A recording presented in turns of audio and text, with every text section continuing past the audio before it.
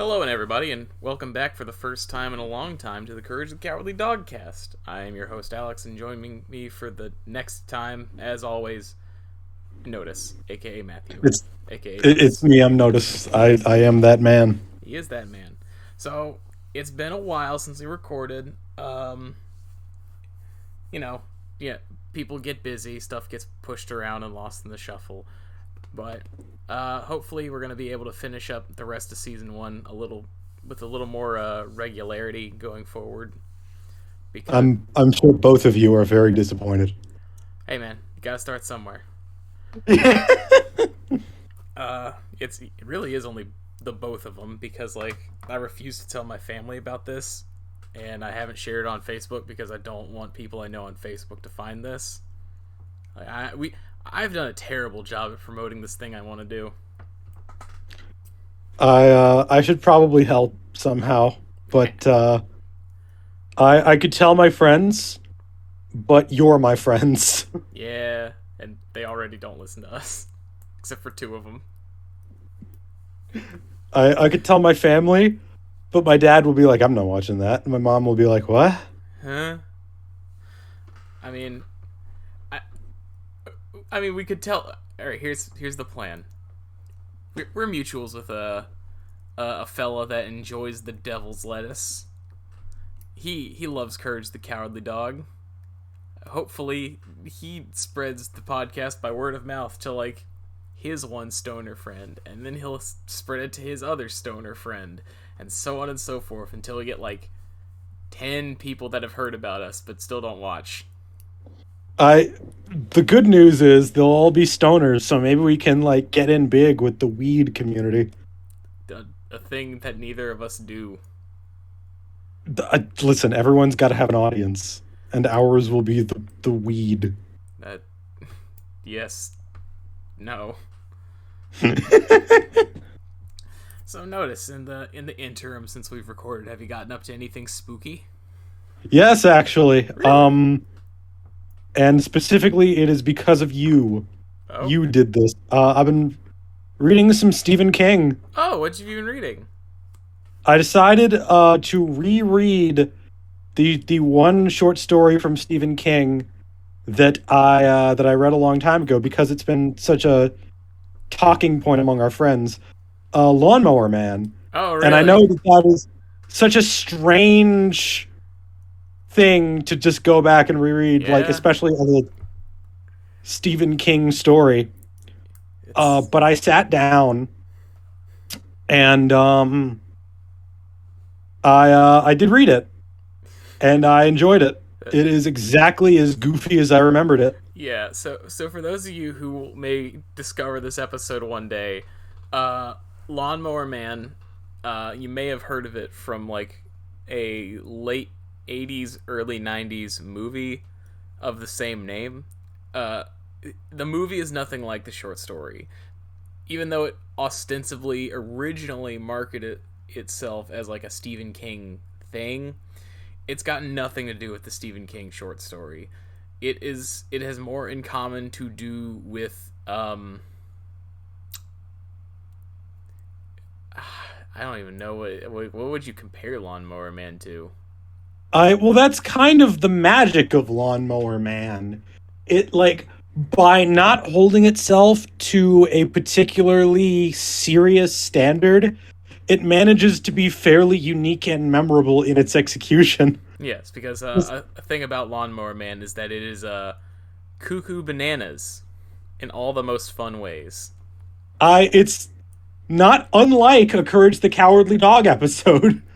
As a Yeah, matter of fact, it would fit right in as a Courage the Cowardly Dog episode. yeah. I've thought about it, and yeah. Uh, I That really is the closest comparison. yeah. I highly recommend. I have a collection of Stephen King short stories. That I I highly recommend. It's called I think it's called Night Shift is the book. I think it's either called Night Shift or Graveyard Shift because one of the stories is named the other thing. Um, so I don't know why they did that because nowadays they'll just name like the short story collection after one of the stories inside it. But this way, it's like close enough to make you wrong. But it's a very good, and that's the collection that has Lawnmower Man. So that's where I've read it from. But yeah, aside from Lawnmower Man, anything else lately? I want to say real quick for those of you wondering, Lawnmower Man is a horror story that involves a man who mows lawns and eats grass. And Yes, that's all you need to know. it is a. As for anything else I've been reading recently, I also read the Morphometasis on your Oh, you did from the Ice Cream Man series. yeah, How did you enjoy it? it was very sad. It's one of my favorite Ice Cream Man stories. It's certainly mine. I have always been a very big fan of stories told from unusual or unexpected perspectives. Yes.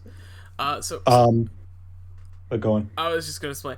So, for those of you who don't know what that is, there's a comic series that I love called Ice Cream Man, and it's a horror anthology series. And which basically means, for those of you who don't know what that means, it is a comic that tells different stories with each issue that are sometimes connected by like a loose thread, like a recurring character or recurring plot elements or so on and so forth.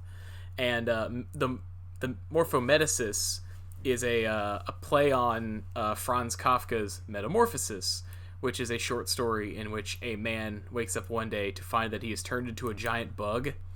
And the Morphometasis is a short story about a cockroach that one day wakes up to find out that it is becoming human. And it's like it's like, what is the perspective of a bug that like was once a simple mindless creature now has to deal with all these things like existential dread and such. Uh, I do enjoy very strange stories, and that's well within the boundaries of what I like.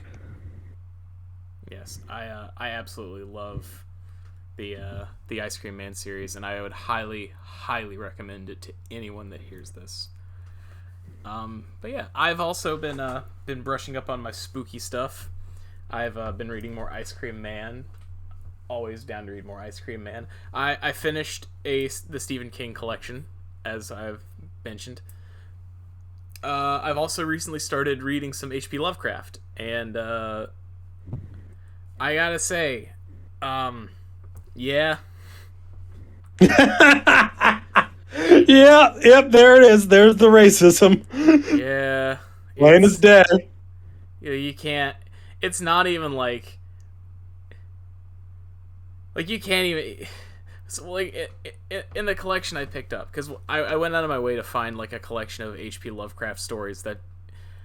So H.P. Lovecraft collections have a really big problem where it's like the same 5 or 6 stories over and over again, where it's always like packaged as like a hardbound like 5 chilling tales from the master of horror, Howard Philip Lovecraft, and it's like Call of Cthulhu, Color Out of Space, Shadow over Innsmouth, Dagon, uh, Cold Air, and like maybe one more. And it'll be just like 4 or 5 of those stories repackaged in like a different book every time, and it's really lame. So I went out of my way to try and find one that's like an older, like paperback bound collection. So it's got like a bunch of short stories in it. And one of the first one is called like The Rats in the Walls or something like that. And it's a fine story. Big problem. Notice, you know the name of H.P. Lovecraft's cat? Yes, I'm not going to say it out loud, but I'm aware of it. Well, guess who writes it like 50 times in this short story?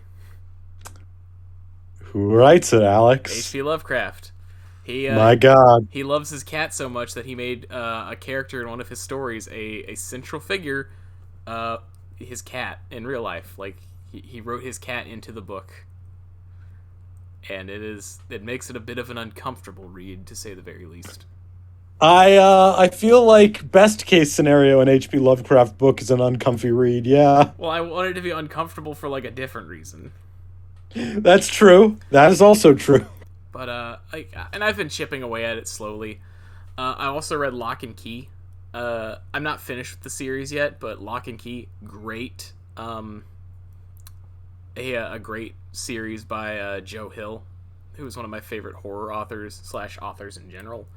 Uh, he is a he is Stephen King's kid, so yeah, he knows how to write a good spooky book. Does he also have the racism? No, no, Stephen King, not H.P. Lovecraft. I'm sorry, I blanked out on that little I detail. mean, Stephen King does use the N word in some of his stories, but I don't think Stephen King's racist.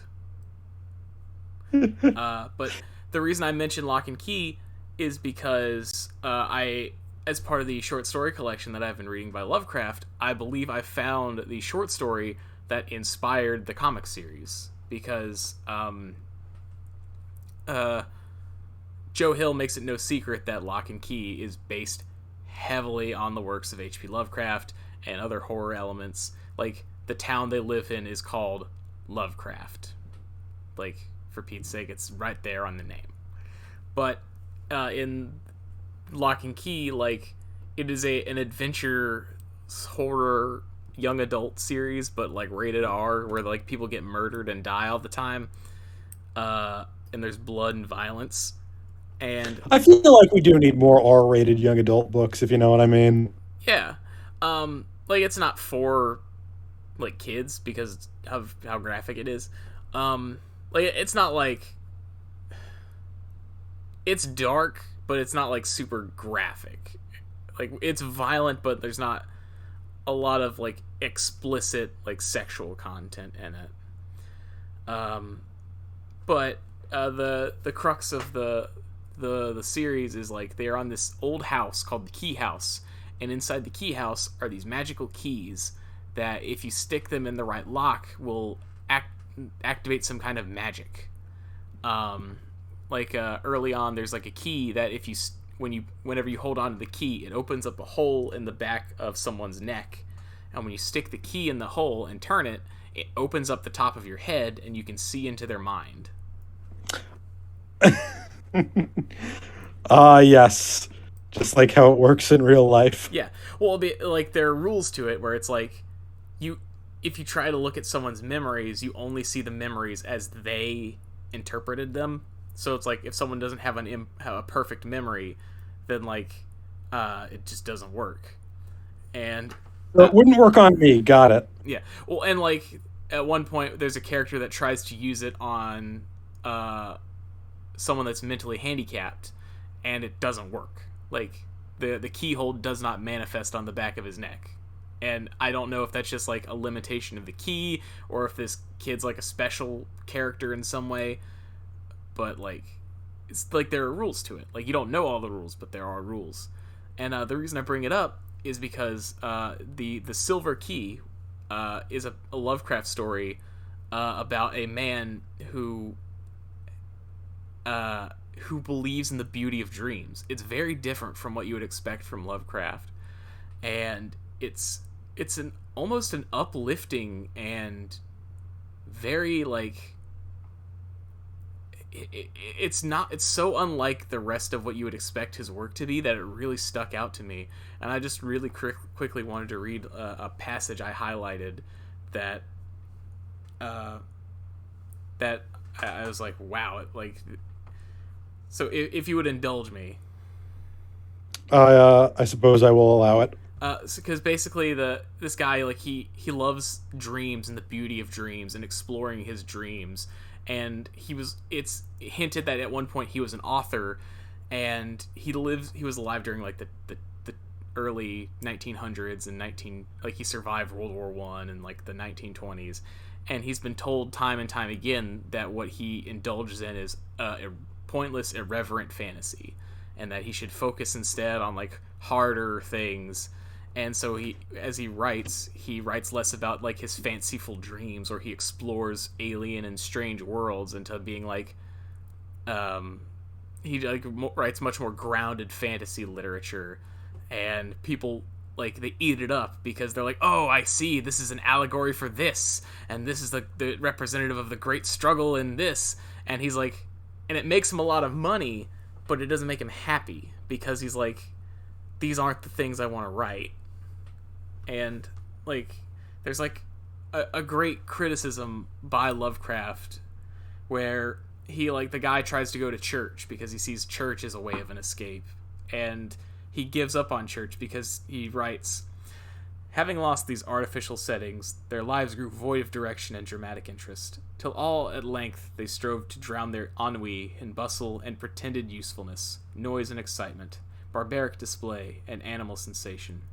When these things palled, disappointed, or grew nauseous through revulsion, they cultivated irony and bitterness, and found fault with the social order. Never could they realize that their brute foundations were as shifting and contradictory as the gods of their elders, and that the satisfaction of one moment is the bane of the next. Calm, lasting beauty comes only in the dream, and this solace the world had thrown away when its worship of the real, and it threw away the secrets of childhood and innocence. So it's like this almost beautiful piece of prose where Lovecraft, through his characters, like, if we focus, like, the beauty in life is only, like, the grand, because, like, the theme of his work is, like, the grand cosmos is uncaring, and God forbid it ever notice you, because then something bad might happen. But, like, in this work, it mentions that, but it counterpoints that with, like, yes, the grand cosmos is, apathetic at best, so it's up for you to find your own definition of beauty in it and kind of make it your own thing. And it's actually a very beautiful short story. I could definitely see the appeal of a story like that. I think that, like, yeah, I've always had something of a similar opinion about life, but I'd like to spare you and everyone else the depths of my philosophy. Yeah, I mean we're a little headway in, and I think that might be a fun episode for another day. So before we get into the episode proper, I'm gonna just go ahead and throw up a blanket content warning. We are going to discuss some uncomfortable stuff probably in this episode. You know, Mr. Dilworth, and I'll get into it later, is very like hands off with what stuff represents, and for good reason. But you know, the episodes we're discussing today are The Demon in the Mattress and Freaky Fred. So if you've seen Courage the Cowardly Dog and you know what Freaky Fred is, you have a pretty good idea of what we may be discussing in this episode. I'm glad you got the same undertones I did. So it's, you know, just throwing up there a blanket content warning. We will be discussing uncomfortable stuff. But, you know, part of the appeal of Courage the Cowardly Dog is that it offers an avenue for kids to experience and discuss uncomfortable things in an environment that you know, maybe like helped highlight like, hey, this is not okay. I think Demon in the Mattress is a lighter story overall, but so getting to that first, I think, would be best. Well, good, because that's also the first part of the two-parter. Yeah. So yeah, Demon in the Mattress, another classic by Irvin S. Bauer. It's pretty straightforward exorcist parody, and with all the stuff that comes with that, you know, spinning head, green vomit, an old priest and a young priest kind of deal. But the general plot is that Muriel is plagued by a garbage mattress. Now, Notice, have you ever had a bad mattress? No, but I know enough about them to know it's a bad thing. I've went through several mattresses over my lifetime. Like, I used to sleep on the same shitty mattress for years. And then when I became an adult and it was obvious that I cannot keep sleeping on the same awful mattress, I got a new mattress. Like, my folks, like, they had one, like, that wasn't in use. And then that mattress wore out in, like, 3 years. And so we got, like, another mattress. And that one wore out in less time. So when I became old enough to have a job and make money, I made sure that one of the first things I bought was a mattress, specifically a fairly sturdy memory foam piece. And I gotta tell you, never looked back. I love my memory foam mattress. I've had it for going on 3 years now. It's great. Highly recommend. A mattress. When a mattress is poking you with the springs, that's when like you've crossed the Rubicon. Like you can't go back. You just need to give up and buy a good new mattress. Yeah, I think you need to sleep. Humans need to sleep. Yeah. I will say for those of you interested in memory foam, it's a little weird at first, but you'll get used to it. Like, I would recommend working like what I did, which was work a 12-hour night shift job, answering 911 phone calls. And you don't care how tired you are when you get home at 6 in the morning when the mattress is there, still in package. You will find a way to unpack it and fall on top of it and pass out.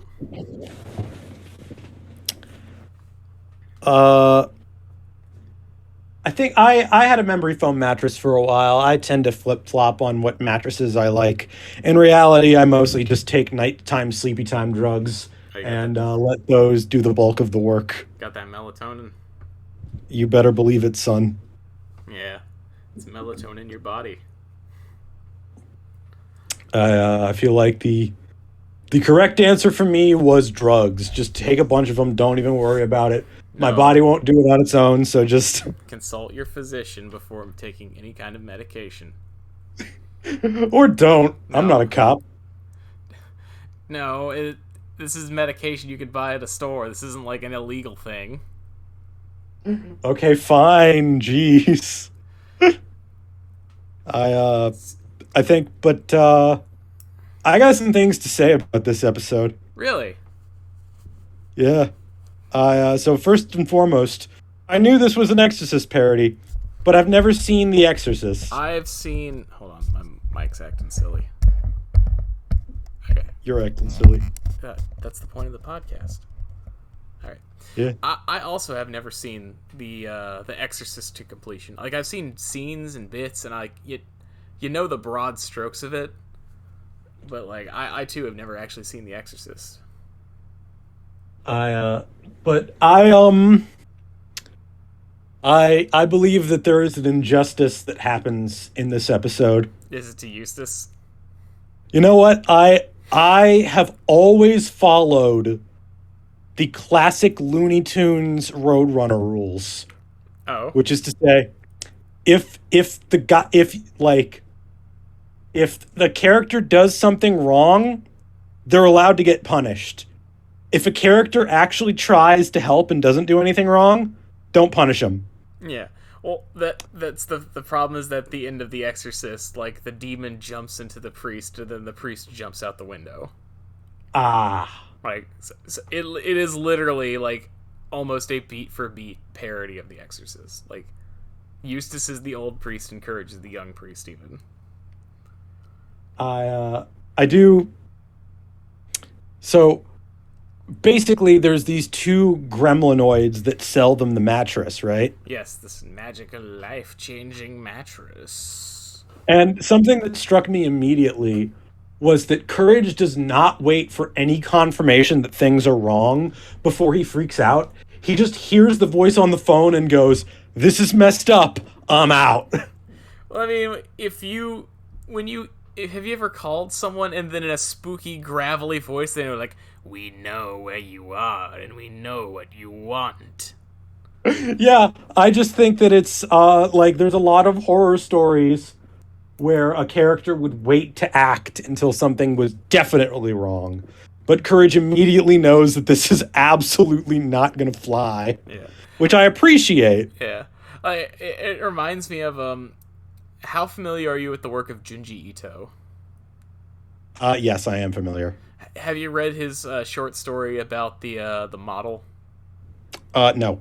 So there's a Junji Ito short story where it's like this gang of dudes like hires they're film students, and they're trying to make like a short film movie horror thing.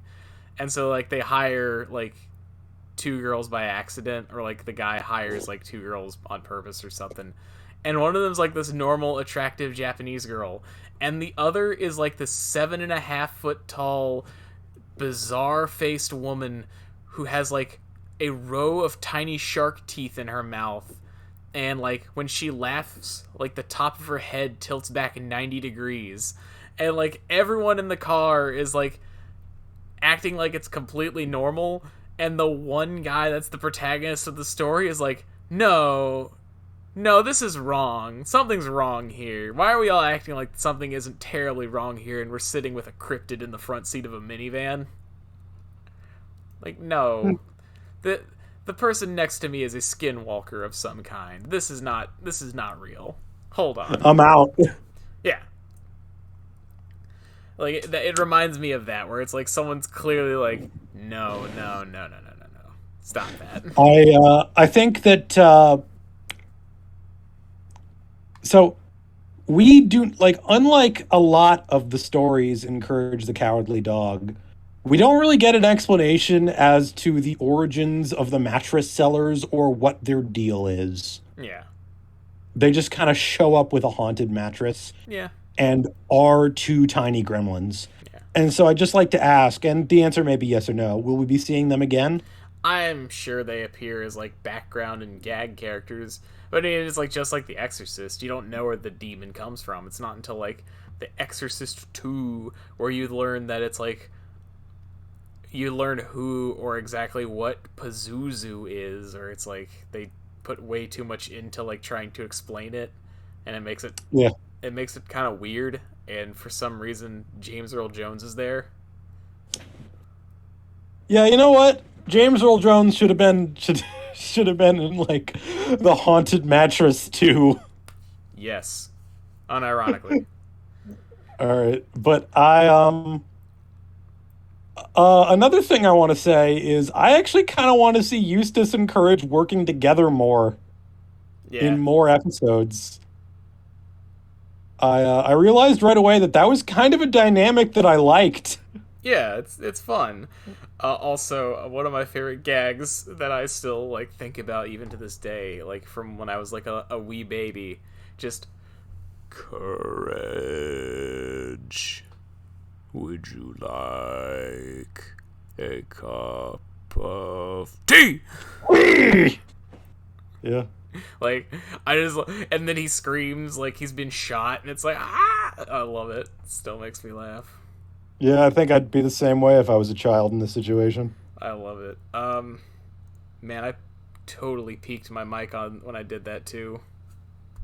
Did it sound okay to you? You sound fine to me. No, when I shouted T, did it sound okay? I don't know. I also shouted T at the same time. Oh, okay. I'm sure it sounds terrible, but, you know, I'm not going to edit this, so it'll be all right. I'm sure, once again, both our viewers will be absolutely mortified. Dude, we're guerrilla podcasting. We'll just put a loud noise warning. Jump scare warning. As I reenact an audio jump scare. I think, as always with the show, Courage attempts to deal with the demon via thumb wrestling, because it seems to be a common theme in this show. That Courage attempts to deal with supernatural threats via schoolyard grudge settling methods. When's the last time you've thumb wrestled? My brother likes to do it. I absolutely hate thumb wrestling. I would assume you're pretty good at thumb wrestling because you got them big, long, gangly thumbs.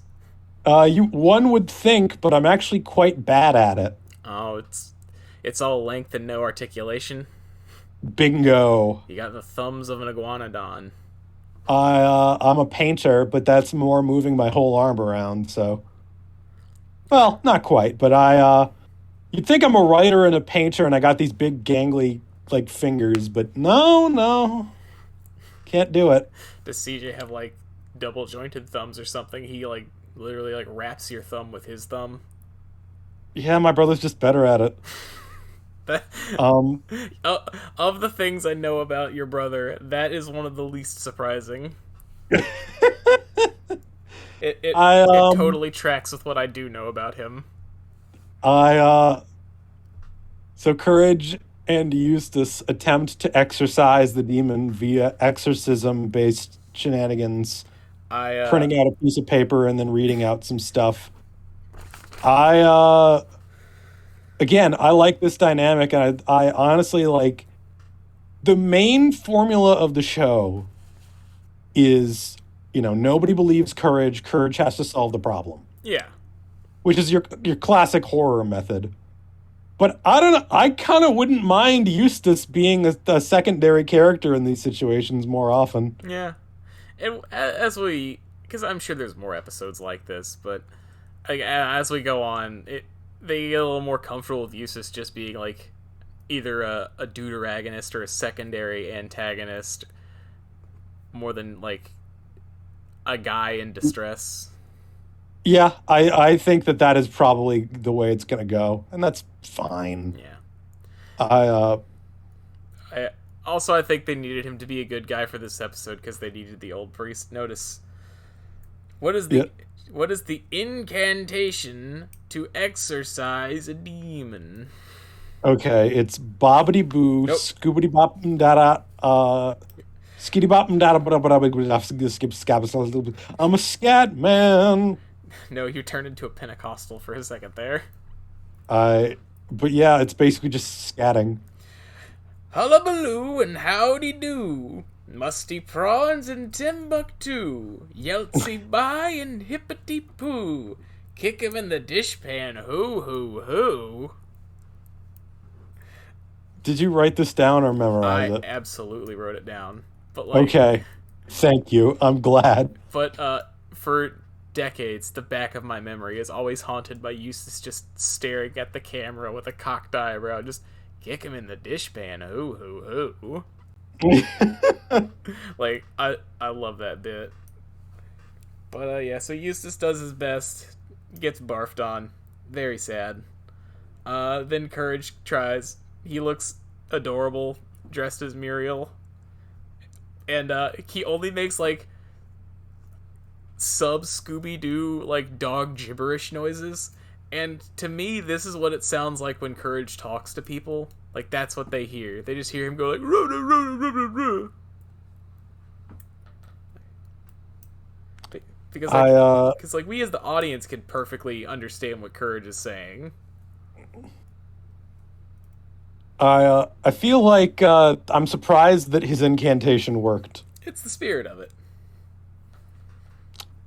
Fair enough. Well, I mean, like, dogs can see demons or something like that, and I don't know. Look, the point is that the young priest does his job.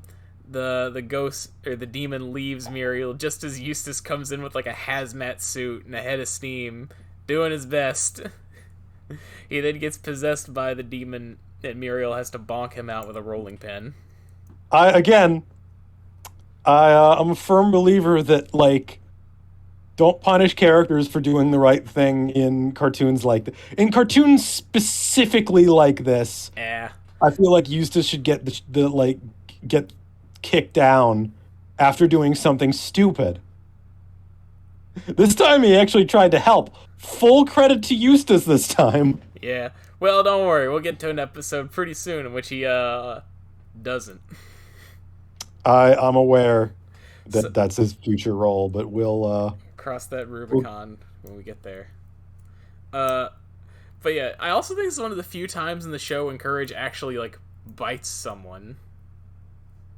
Like I have a hard time thinking about any other times like Courage has actually attacked something, like with his like a normal dog would. Like without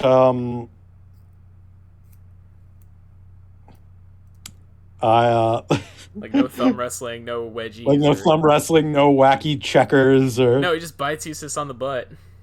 He should do that more.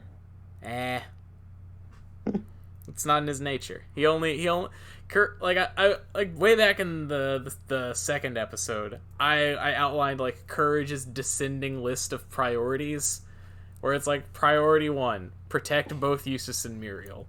Priority 2, if Eustace is the bad guy, protect Muriel. So Eustace turned into the bad guy. because he got possessed All by a right. demon. But yeah, so Uh, Muriel bonks him on the noggin, and they ship him back out with the mattress. yeah, she seems totally unperturbed by this. Ah, I get why Courage doesn't care. he'll be back. Yeah, I mean, yeah, he's always back. Yeah, like he's Kenny, you know. Like how Yeah. many times have we seen Wile E. Coyote fall off a cliff? Uh, anything else to say about this episode? Not really. I mean, I like it, and some of the jokes made me laugh. But you know, it's an Exorcist parody. I feel like it did its job. You know. It writes itself, really. Yeah. Yeah.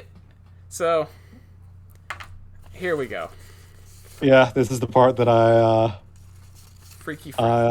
I'm gonna try and be tasteful about this. So, as I mentioned in our last episode, Freaky Fred is written by David Stephen Cohen, who is the head of some of the best Courage episodes that you may or may not remember. It's all co-written by Bill Marsili, and it is a story about Muriel's nephew Fred. Fred is an incredibly creepy gentleman. He's very tall with a wide smile, and his entire internal monologue is spoken in rhyme. Fred is described as a freaky barber who does freaky barber things.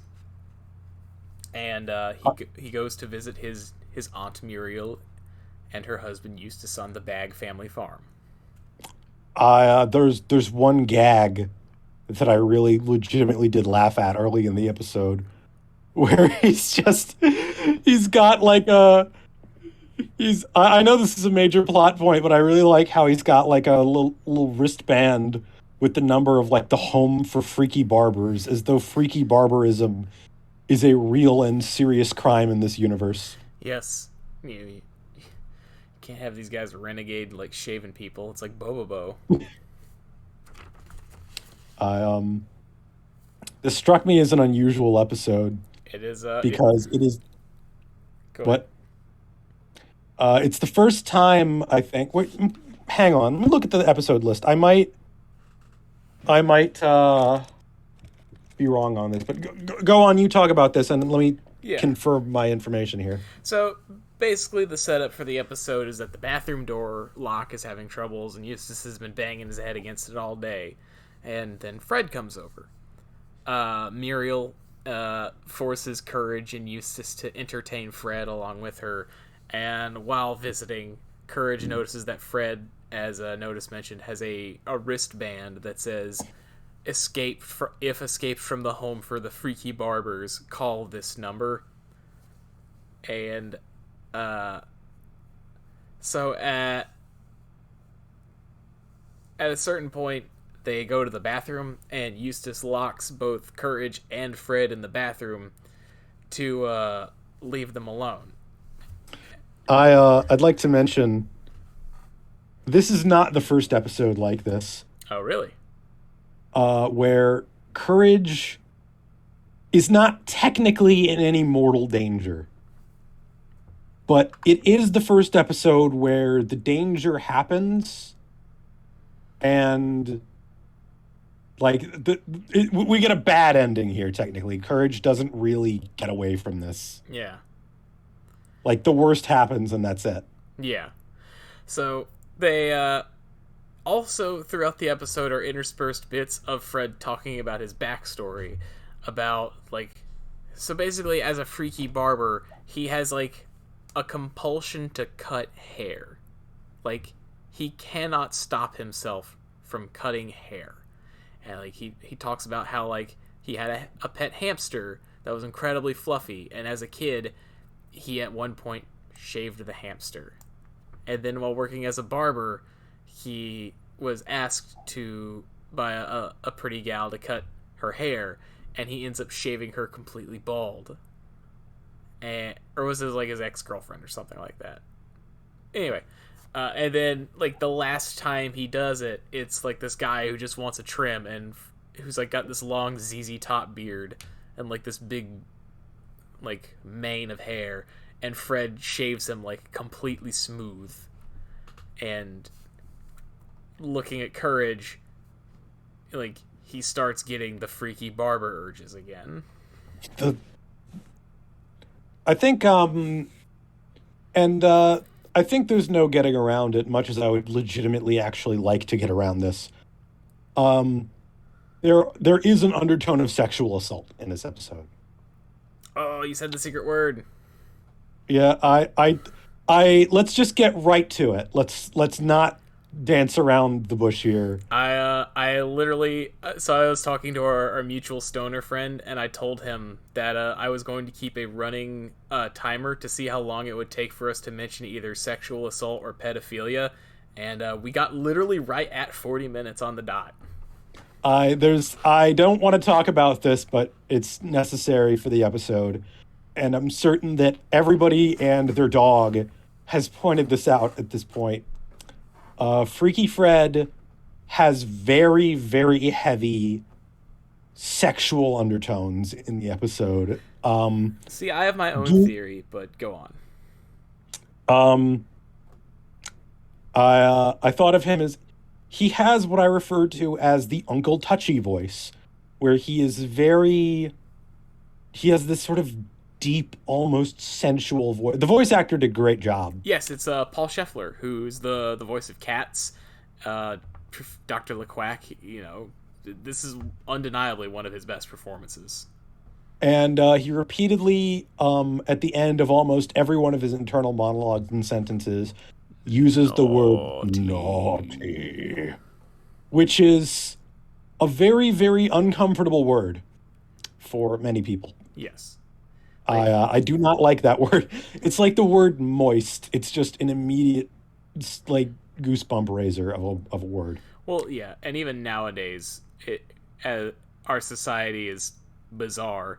Naughty more and more is like a sexy word. It's now, when I was watching the episode, I did not really get these undertones very strongly. And in fact, I would debate that this episode was not intended to be sexual in nature. Although you could make an argument. I don't really want to have the argument. Yeah. Well, I mean, I have some notes from actually an interview of John Dilworth about like what his episodes mean and what some of the stuff is. But we'll get to that later.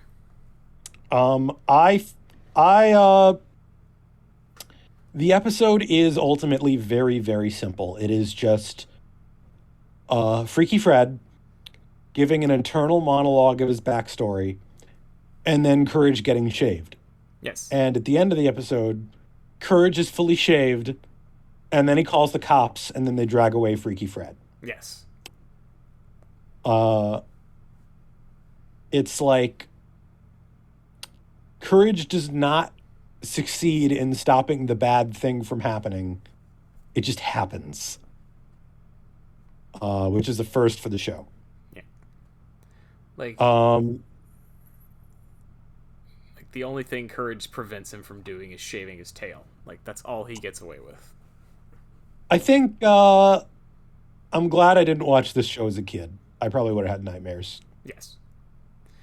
I do like, on a lighter note, that I think this is the first time we see Courage or this is one of the few first times we see Courage in his underwear. Yeah, that is uncomfy. Courage in his underwear is very funny as a gag going forward, because it's very much like a callback to the old Tom and Jerry bit of like whenever Tom gets like scared out of his skin or something like that, he's wearing a pair of long johns underneath his fur. Yeah, that is pretty good. So I think that Mr. Dilworth just decided to make Courage wear a pair of briefs. I think there's like a mixture here of like there's not a lot to say about the episode unless you want to analyze undertones. Yes. Freaky Fred is a very good design and a very frightening character. Yes. Because he is a monster, but he is not a monster that, like, he's a monster that ostensibly looks like you and me. Like, he is a monster of society. He is a regular human being. He is possessed with no supernatural powers. He has no black magic. He has no super science. nefariousness up his sleeve. He is just an incredibly creepy human being with a pair of clippers. Yeah, and I think we've all got we've all got a little bit of creep in us. Yeah, But I feel like we've all met someone like Freaky Fred at least once, yeah. Like where it's just like you see him and immediately you are taken by the uncomfortable. exactly. Like any, I was going to try to see how long we could go without mentioning, but like literally in my notes, I have first like internally monologues in rhyme. Eustace talks about how Fred is freaky. Fred talks about the first time he became a hair pervert. like, I have it every time he like talks about his backstory. I just have Fred talks about second time he became a hair pervert.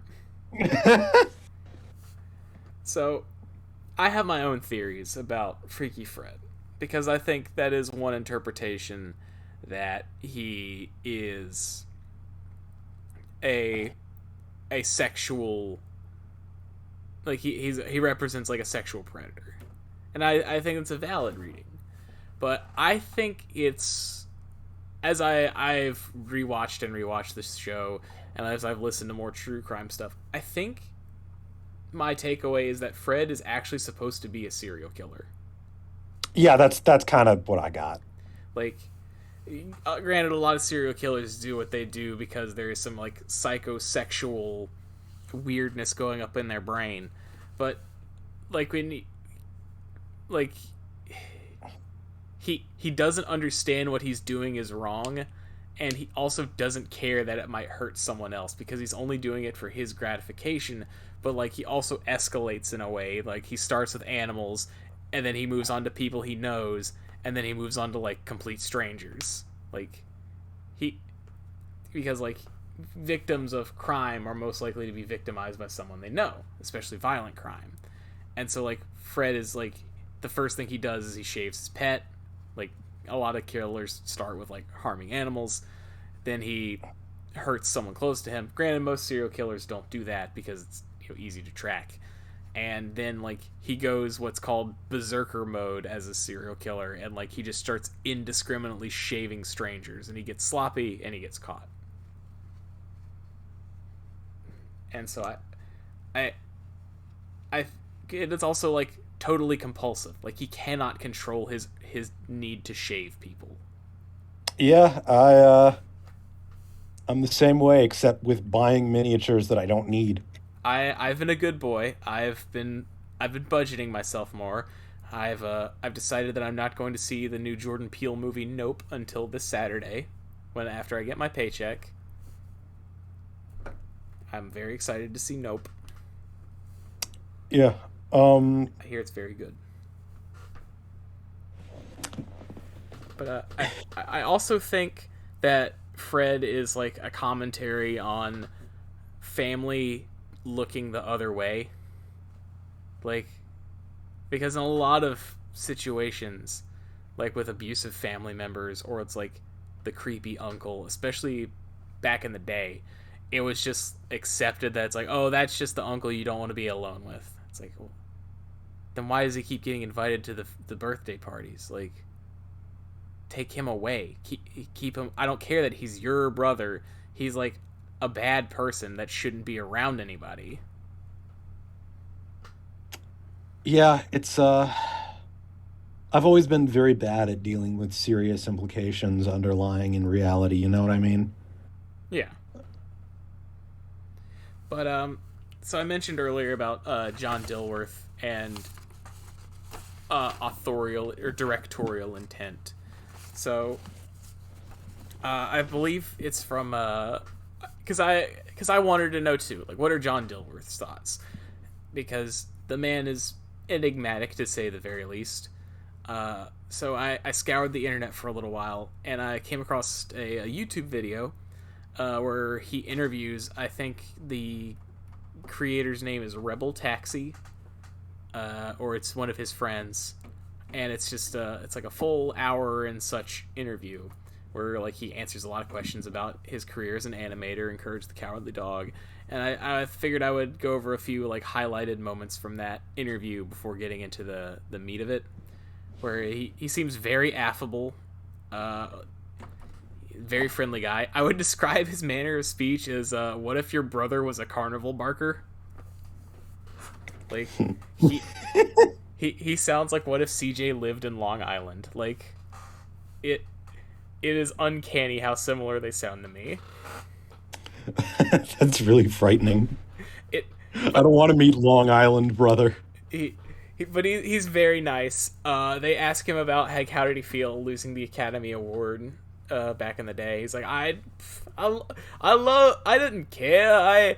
I was very happy for Aardman. I worked so closely with them. Like he's not bitter at all. And, you know, they asked him what his like he loves horror ideas, but not horror movies. Like he doesn't like.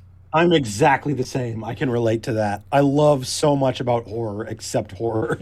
Yeah, like the execution of horror in so many movies and books and games is often flawed, but there's ideas there.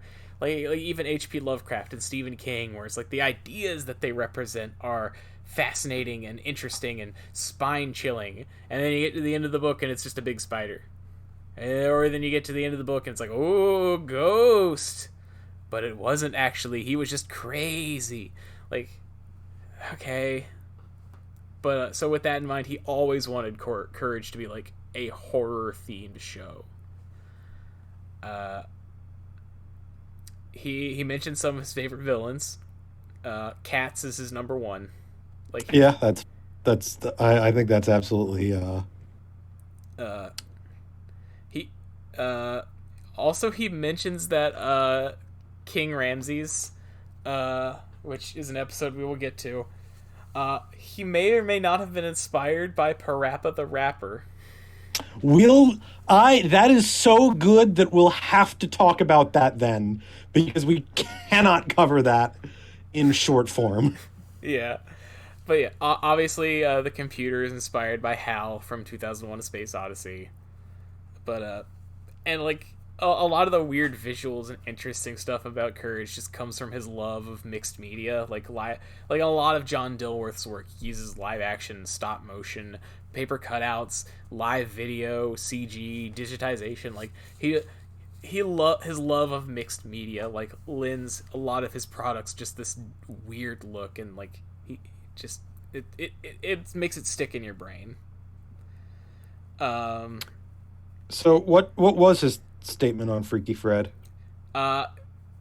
His statement on Freaky Fred is that it is an episode it was done with the help of David Cohen. Basically, he wanted to make an episode that rhymed, and that is all he has said about Freaky Fred. Yeah, that tracks with his character. So, he doesn't have a favorite episode, by the way. They asked him, and he like flat out said none. Yeah, that makes sense. So I hate all of them. No, he loves Courage, and I know. I just wanted to say that. Nah, I will not besmirch the good name of John Dilworth here, unless he does something horrible in the next few years, in which case I will absolutely besmirch the terrible name of John Dilworth here. Please don't have John Dilworth. If you're listening to this, if you're one of the 3 people who listen to this, please don't do something terrible. Just for me. Yeah. Just don't do it. Yeah. So. And if you've already done something terrible, could you just like go back and undo it? Yeah, like a time machine situation. Yeah, just don't do it. So to put that in perspective, have you seen an episode of Courage called The Mask? Not yet. Okay. I would highly recommend you watch it, even if we stop doing the podcast. It is a very weird episode. It is the last episode that John Dilworth wrote for the show. Like, it's not the last one that ever made or come out, but it's the last one John Dilworth directly like wrote. That it shows up on the Wikipedia page. And it's one of those season 4 episodes that a lot of fans have questions about, and it's like, oh, does this mean this? Does this mean this? And in the interview, the guy, Rebel Taxi, or one of his friends, asks John. He starts like asking him questions about what it all means, and John's simple response is, "Why would you ever want to remove the clothing of a beautiful thing like that?" Like, to John Dilworth, the most important thing is the effect upon the viewer. So John does not want to tell you what it means. He does not want to tell you what Freaky Fred represents. He doesn't want to tell you what the mask is actually about. He doesn't want to tell you anything. He wants you to figure it out. Because in that same interview, like they mentioned like all these crazy fan theories, which we're children of the late 90s, mid late 90s. We've heard so many ridiculous fan theories about Ed, Ed and Eddie and Chowder. I hate them. But see, that's the thing. John Dilworth loves them. I know. He said, I love them and they're all correct. They're all important in their own way. Because to John Dilworth, that's what he wants. He wants people to come away from Courage with like their own unique ideas and interpretations about what it could possibly mean. So, because to me, and I could be wrong about this, but to me, he sees Courage as its own work of art. Like, Courage the Cowardly Dog is an art project for him. And so, as an artist, just telling you what the answer is, giving his own opinion on it, even, fundamentally changes how people would view the art. Because as an author, that his word carries more weight to some people. So he wants you, the viewer, to be to be on your own in trying to interpret his work. So that's why when asked about Freaky Fred, he just will say, I wanted to make an episode that rhymed. You know what? I can respect that. And I do too. And on that note, for those of you that have joined us, thank you for listening to us. And I'm sorry it took so long to get this one out again. You're one of the real heroes. You've somehow made it this far. Yeah. We've made just enough episodes to be bingeable, and we've failed you at every opportunity to be bingeable. You've done it again. We're America is a land of contrasts. But thank you all so much. Anyone who's listening now or discovers this goofy podcast down the road, watch Courage however you can, preferably through legal means, and come away with your own interpretation for Courage, because that's what Mr. Dilworth would want. Like that is his authorial intent, is to leave a lasting impression on you, and for you to form your own ideas and opinions. All right. Yeah. On that note, I'm gonna go eat some pizza. Well, hold on. Got a couple things first. The next episode we're gonna do is Night of the Weremole and Mother's Day. It's not. It's a bit of a breather episode compared to what we just did. Like they're a little more straightforward. Like it's a more by the book Courage episode, and it's an episode that I think you might like because it's got some good Eustace stuff in it. Like Eustace isn't the villain for a change in the upcoming episode.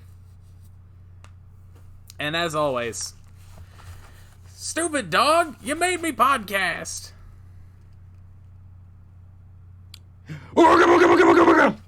Sorry. It's all good. All right, goodbye, everybody.